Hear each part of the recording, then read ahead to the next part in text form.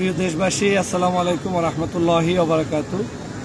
আপনারা জানেন যে গতকালকে আমাদের বাংলাদেশের সম্মানিত প্রাণপ্রিয় ইসলামিক স্কলার, কোটি কোটি মানুষের হৃদয়ের স্পন্দন ডক্টর মিজানুর রহমান আজহারীর মাহফিল আমরা পেকুয়াতে দেখে আসলাম। নিজের চোখে পেকুয়ায় মাহফিল দেখে যেটা অনুভব করলাম, আগামীর বাংলাদেশ যুবক তরুণদের এবং ইসলাম প্রিয় জনতার বাংলাদেশ।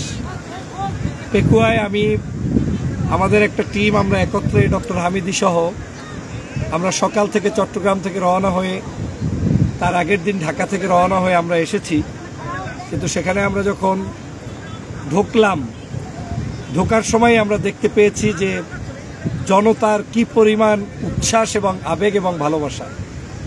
লক্ষ লক্ষ লোক সেখানে উপস্থিত হয়েছে, তিল ধরনের ঠাঁই ছিল না। আমরা যখন গাড়ি নিয়ে প্রবেশ করি সেটা ছিল মাগরিবের আগে, আছরের পরে। সেই সময়টাতে আমাদের গাড়ি পর্যন্ত ভলান্টিয়ার এবং তাদের সহযোগিতার মাধ্যমে, পুলিশের সহযোগিতায় ঢুকতে হয়েছে, স্টেজ পর্যন্ত আমরা যেতে পেরেছিলাম। কিন্তু রাতে যখন আজহারী ভাই এসেছেন, তখন আজহারী ভাইকে চোখের সামনে দেখলাম যে তার গাড়িটা প্যান্ডেল থেকে স্টেজ পর্যন্ত আসতে কমপক্ষে 30 মিনিটের উপরে সময় লেগেছে। এটা হচ্ছে মূলত আমাদের দেশের মানুষের আন্তরিকতা এবং ভালোবাসা। আমরা পেকুয়াতে সময় দিয়েছি আজকের কক্সবাজার থেকে আবার চলে যাব ইনশাল্লাহ। তো আমরা একটা সমুদ্রের পাশে বসে আপনাদেরকে জাস্ট এই অভিজ্ঞতাটা শেয়ার করার জন্যই আজকে লাইভে উপস্থিত হয়েছি, যাতে করে আমরা বলতে পারি যে আসলে আগামীর সম্ভাবনাটা কোথায়। আজহারী ভাইয়ের কালকের বক্তব্যটা এত চমৎকার হয়েছে, তার সব বক্তব্যই সুন্দর, তবে গতকালকের বক্তব্যটা আমার কাছে এক্সক্লুসিভ মনে হয়েছে। বাংলাদেশে যখন হানাহানি, একে অপরের মধ্যে গীবত ছড়াছড়িতে ব্যস্ত, মানুষের মধ্যে ঐক্য নাই, আলেম ওলামার ঐক্য নাই, ইসলামপন্থীদের ঐক্য নাই, রাজনৈতিক নেতাদের ঐক্য নাই, তখন এই ডক্টর মিজানুর রহমান আজহারী তিনি দেশবাসীকে জাতীয় ঐক্যের ডাক দিয়েছেন, পাশাপাশি আলেম ওলামাকে, আলেমদেরকেও ঐক্যবদ্ধ হওয়ার ডাক দিয়েছেন।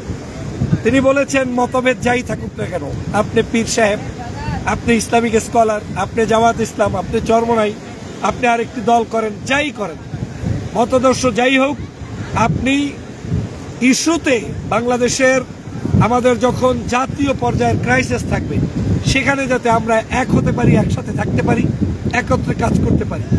মতনৈক্য সহ ঐক্য যাকে বলে, মানে আপনার মত যাই থাকুক ওটা নিয়ে আপনি থাকবেন, কিন্তু ঐক্যের জন্য প্রচেষ্টা করবেন।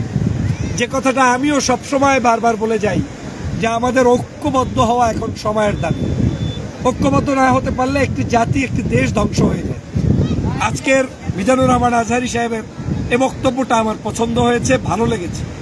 দ্বিতীয় আরেকটি চুম্বক পয়েন্ট ছিল, সেটা হচ্ছে ভারতীয় আধিপত্যবাদ।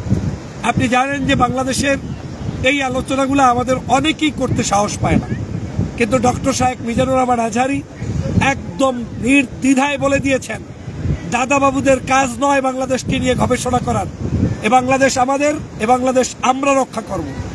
ডাইরেক্ট ভারতীয় আধিপত্যবাদের বিরুদ্ধে তিনি স্পষ্ট বার্তা দিয়েছেন, এবং আমাদের দেশের সকল হিন্দু মুসলমান যে ঐক্যবদ্ধভাবে আছি সেটাকে বিতর্কিত করতে ভারতীয় মিডিয়া যেভাবে উঠে পড়ে লেগেছে, তার বিরুদ্ধে পর্যন্ত আমাদের মিজানুর রহমান আজহারী সাহেব স্পষ্ট বার্তা দিয়েছেন যে বাংলাদেশে কেউ কোনো জায়গায় কোনো হিন্দুদেরকে, কোনো খ্রিস্টানদেরকে, কোনো বিধর্মীদেরকে কোনো অবস্থায় আমরা নির্যাতন করি না, বরং এদেশের মাদ্রাসা শিক্ষার্থী, এদেশের সাধারণ মানুষ, এদেশের রাজনৈতিক কর্মীরা তাদেরকে পাহারা দেয়। এই পয়েন্টটা আমার চরম ভালো লেগেছে। তারপরে আমাদের হিংসা বিদ্বেষ মুক্ত হয়ে আগামীর সমাজ বিনির্মাণ করতে আমরা যদি সুষ্ঠুভাবে পারি, সে বিষয়টাতে এসেছে। আমরা তার এই বক্তব্যকে সাধুবাদ জানাই। তিনি জেনজিদের প্রতি আহ্বান জানিয়েছেন দেশ গঠনের জন্য। যারা 24-এর অভ্যুত্থান করেছে, শহীদদের নাম নিয়ে আজহারী সাহেব বক্তব্য দিয়েছে, যেটার মধ্যে শহীদদের প্রতি তার অগাধ ভালোবাসা ছিল।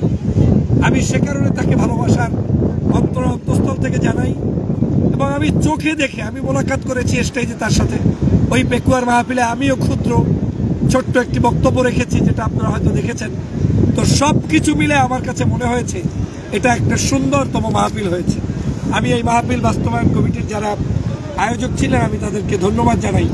বিশেষ করে জনাব মোহাম্মদ নেয়ামতুল্লাহ নিজামী সাহেব, তিনি কষ্ট করেছেন, তাকে ধন্যবাদ জানাই।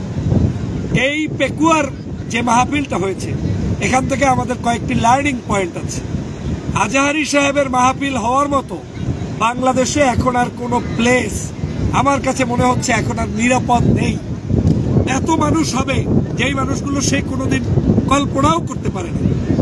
অতএব আগামীর মাহফিলগুলো যদি হয়, তিনি যে বিভাগ ওয়াইজ মাহফিলের সিদ্ধান্ত নিয়েছেন, সেই জায়গাগুলোতে অবশ্যই জাতির এই বিখ্যাত ব্যক্তির নিরাপত্তার চিন্তা করে, মানুষের আগমনের চিন্তা করে এবং সেই জায়গাটা সুষ্ঠু ও সুন্দরভাবে করতে পারে সেই রকম একটি পরিস্থিতির দিকে আমাদেরকে কাজ করতে হবে। এবং সবচাইতে বড় যে কাজটা, সেটা হচ্ছে নিরাপত্তা নিশ্চিত করতে হবে এবং মানুষের যাতে যাতায়াতের এমন মাঠে করতে হবে যাতে মানুষ পার্কিং করে যেতে পারে, বের হতে পারে, এরকম পরিস্থিতি আমাদেরকে করতে হবে। আমার সাথে আমার প্রিয় সহযোদ্ধা, প্রিয় বন্ধুবর ডক্টর হামিদি গিয়েছিলেন। আপনাদেরকে দেখানোর চেষ্টা করব হামিদি সাহেবের অনুভূতি, যে আজকের এই মাহফিলটায় আসলে তিনি কি দেখলেন। আমি তাকে তার মন্তব্য পেশ করার জন্য অনুরোধ করছি। আসসালামু আলাইকুম প্রিয় দেশবাসী, আপনাদের সবাইকে সালাম ও শুভেচ্ছা জানাচ্ছি। ডক্টর ফয়জুল হক আমার বন্ধু, তিনি যেমনটি বলছিলেন, আসলে মিজানুর রহমান আজহারীর যে জনপ্রিয়তা বর্তমান সময়ে, তিনি একটি কি পয়েন্ট উল্লেখ করেছেন যে নেক্সট প্রোগ্রামগুলো যদি করা হয় অবশ্যই সেইগুলোকে আমাদের যে প্রশিক্ষিত বাহিনী আছে, র্যাব, পুলিশ, বিজিবি, তাদেরকে শুধু আইন শৃঙ্খলা রক্ষা করার দায়িত্ব যখন শৃঙ্খলা ভঙ্গ হবে তখন দিলে হবে না, তাদের সঠিক পরামর্শ নিয়ে কিভাবে তাকে প্রোটোকল দিয়ে স্টেজে ওঠানো হবে, কোন পথ থেকে নামানো হবে, হ্যাঁ, টোটাল যে ম্যানেজমেন্ট সিস্টেমটা সেইগুলো অবশ্যই লক্ষ্য রাখতে হবে। তারপরে আমরা আরেকটা বিষয় যেটা লক্ষ্য করেছি, যে এত বড় প্যান্ডেলের সাউন্ড সিস্টেম যেগুলো আসলে লোকাল সাউন্ড সিস্টেম দিয়ে করা খুবই কঠিন, সেখানে সেন্ট্রালি ঢাকা থেকে বড় সাউন্ড সিস্টেমের অবশ্যই ব্যবস্থা করা। তো সেই ব্যাপারেও আমার সন্দিহান আছে যে আসলে এত বড় প্যান্ডেলকে ম্যানেজ করার মতন ঢাকাতেও অত বড় সাউন্ড সিস্টেম এখনও ওভাবে আছে কিনা, যদি না থাকে দুই একটা বড় কোম্পানি মার্চ করে যাতে এই সাউন্ড সিস্টেমগুলো ব্যবহার করা যায়। আর একটা অবজারভেশন হলো যে আমরা আসলে বিশেষ করে আমরা বাংলাদেশি যারা আছি তারা অনেক আবেগপ্রবণ। এই আবেগপ্রবণতাটা অনেক সময় আমাদের ভালো কাজকে নষ্ট করে দিতে পারে। কালকের মাহফিলে এমন একটা অবস্থা হচ্ছিল, অনেকের ভিতরেই সংখ্যা দেখা দিয়েছিল যে আসলেই মিজান ভাইকে স্টেজে আসতে পারবে কিনা, কারণ এমন ইনসিকিউর একটা অবস্থায় যে কোনো মানুষই কারো কথা শুনছিল না, সবাই যে যার মতন করে উপচে পড়ছিল তার একটা দর্শনের জন্য। কিন্তু আমরা তো দেশ বিদেশও ঘুরেছি, আসলে অনেক বড় বড় মানুষদের অনেক সমাগম হয়, সেই জায়গাগুলোতে আমাদের ক্রেজনেস থাকবে, আমরা ক্রেজি হব, কিন্তু সেইটা যার প্রতি ভালোবাসা আছে তার প্রতি এমন ক্রেজিনেস না হোক যেটার জন্য তার ক্ষতি হয়। তো আমাদের এই আবেগটা একটু কমাতে হবে, যে মিজানুর রহমান আজহারী কোনো এক জায়গায় গিয়েছেন মানে সেখানে গিয়ে তার হাতে একটু মুসাফা করতে হবে, তার গাড়িটা একটু ধরে দেখতে হবে, তাকে সামনে থেকে দেখতে হবে। এই সবার এরকম লাখো মানুষের এই চাওয়াটাই মূলত এই বিশৃঙ্খলার কারণ। সেই ক্ষেত্রে আমাদের আরেকটু এই জায়গাগুলোতে নিজেদের ভালোবাসা প্রকাশের অবশ্যই আমরা প্রকাশ করব, কিন্তু যখন আমি মনে করব যে আমার এই প্রকাশটায় যার প্রতি ভালোবাসা দেখাচ্ছি তার ক্ষতি হতে পারে, তখন একটু আমাদের কি করতে হবে, এই বিষয়টা ম্যানেজ করে নিয়ে আসতে হবে। তো অসাধারণ ছিল আমাদের সেই প্রোগ্রাম। আমরা ডক্টর ফয়জুল হকের কাছে আরও অনেক বেশি শুনবো গতকালকে সেই প্রোগ্রাম নিয়ে। না, আসলে যেমনটা আমাদের ডক্টর হামিদি বলতেছিলেন যে আসলেই আমরা ভাগ্যবান। আমি আবেগ কিভাবে প্রকাশ করব, যে আমি ডক্টর মিজানুর রহমান আজহারীকে কাছ থেকে দেখার সৌভাগ্য হয়েছে একজন বাংলাদেশি হিসাবে, কিংবা মালয়েশিয়াতে তার কাছাকাছি অনেকগুলো প্রোগ্রামে একত্রে থাকার সুযোগ পেয়েছি। বাংলাদেশের প্রোগ্রামটা দেখার পরে মনে হয়েছে না, আমার জীবন ধন্য হয়েছে।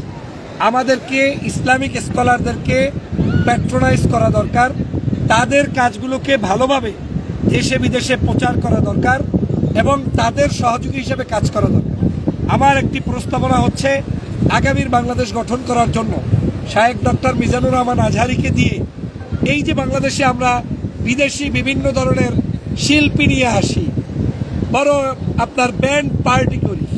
আমরা যদি আর্মি স্টেডিয়াম এরকম করে ঢাকা, চট্টগ্রাম বড় বড় জায়গাগুলোতে একেবারে জেনজির যারা সদস্য, এই বাংলাদেশের বর্তমান জেনারেশনের যারা সদস্য, তাদেরকে যদি আমরা একদম, সেটা শুধু যুবকদের মাহফিল হবে, মানে যেখানে যুবকরা আসবে, বাছাইকৃত বিশ্ববিদ্যালয়, কলেজ, ইউনিভার্সিটির ছাত্রছাত্রীরা আসবে, সেরকম একটি যদি প্রোগ্রাম দেশব্যাপী করা যায়, তাহলে আমাদের এই জেনারেশন ভালো পথে আসবে, ভালো জিনিস দেখবে, ভালো কাজগুলো তারা নিতে পারবে। যেমন ডক্টর মিজানুর রহমান আজহারীর আলোচনার চুম্বক পয়েন্টটাই হচ্ছে এরকম যে তিনি যখন আলোচনা করেন, সেই আলোচনাগুলো দেশ, বাস্তবতা, বর্তমান সমসাময়িক সময়কে নিয়ে কথা বলেন। যেমন গতকালকে ডক্টর মোহাম্মদ ইউনূস সাহেবের ঐক্যের প্রক্রিয়া নিয়ে কথা বলেছেন। গতকালকে তিনি এসেই এই ওয়ার্মার প্রোগ্রামে তিনি বলেছেন আমাদের জাতীয় ঐক্যের বিকল্প নাই। তাবলিগ জামাতের যে 4 জন মার্ডার হয়েছে সেটা নিয়ে তিনি কথা বলেছেন। তার মানে এগুলো হচ্ছে ইস্যু।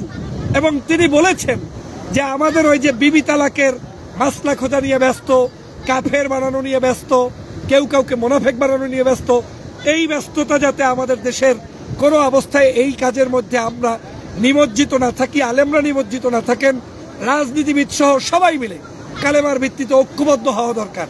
আমি এ কারণে শায়েখ ডক্টর মিজানুর রহমান আজহারীকে ধন্যবাদ জানাই। গতকালকের মাহফিলের সর্বোচ্চ সামারি হচ্ছে এত বিশাল আয়োজন কোনোভাবে নিয়ন্ত্রণ করা সম্ভব না। অতএব আমি এই আয়োজক কমিটিকে কোনো অবস্থায় দোষ দিতে পারবো না।